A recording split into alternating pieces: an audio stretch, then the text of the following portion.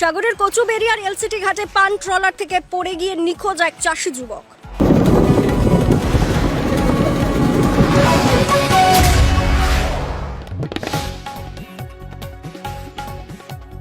স্থানীয় পুলিশ সূত্রে জানা যায় 24শে মার্চ রবিবার সকালে দক্ষিণ চব্বিশ পরগনা জেলার সাগর ব্লকের অধীন সাগরের কচুবেড়িয়ার এলসিটি ঘাট থেকে ট্রলারে করে কাকদ্বীপের পান মার্কেটে পান নিয়ে যাওয়ার সময় সাগরের কচুবেড়িয়ার এলসিটি ঘাটে ওই পান ট্রলার থেকে হঠাৎই মুড়িগঙ্গা নদীতে পড়ে গিয়ে নিখোঁজ হয়ে যায় সাগরের কচুবেড়িয়ার বাসিন্দা বছর 35-এর হরিকৃষ্ণ মান্না নামে এক চাষি যুবক।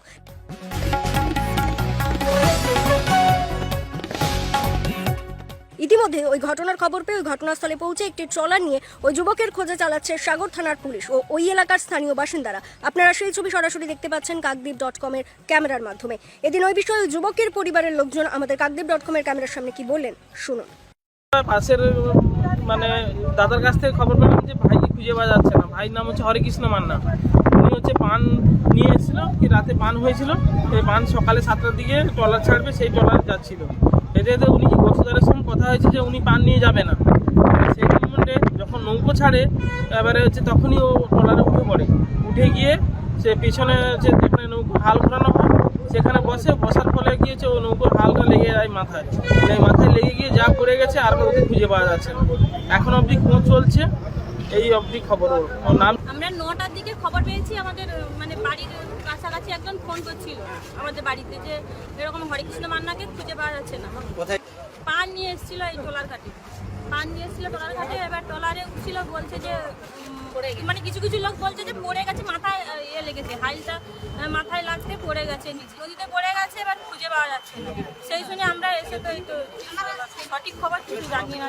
যে এলসিটি ঘাট থেকে একজন যুবক পান নিয়ে গেছিল কাকদ্বীপ পান মার্কেটে। যাওয়ার পথে এলসিটি ঘাট থেকে ট্রলারে পান ওঠে ওখানে। এবার যাওয়ার পথে নৌকো থেকে নাকি নদীতে পড়ে যায় কোনো কারণে। পড়ে যাওয়ার পরে ওনাকে আর খুঁজে পাওয়া যাচ্ছে।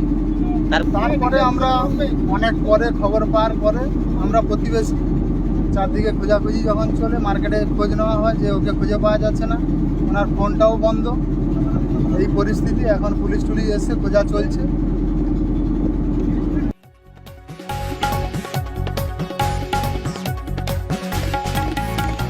সাগর থেকে সৌরভ মণ্ডলের রিপোর্ট, কাকদ্বীপ.com।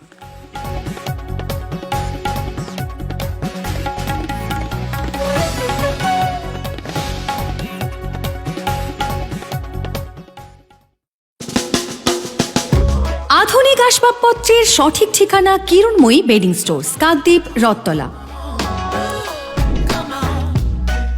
মনোরম পরিবেশে চাইনিজ খাবার ও জমিয়ে আড্ডা পারগোলা প্যারাডাইস, অমর টকিজের বিপরীতে।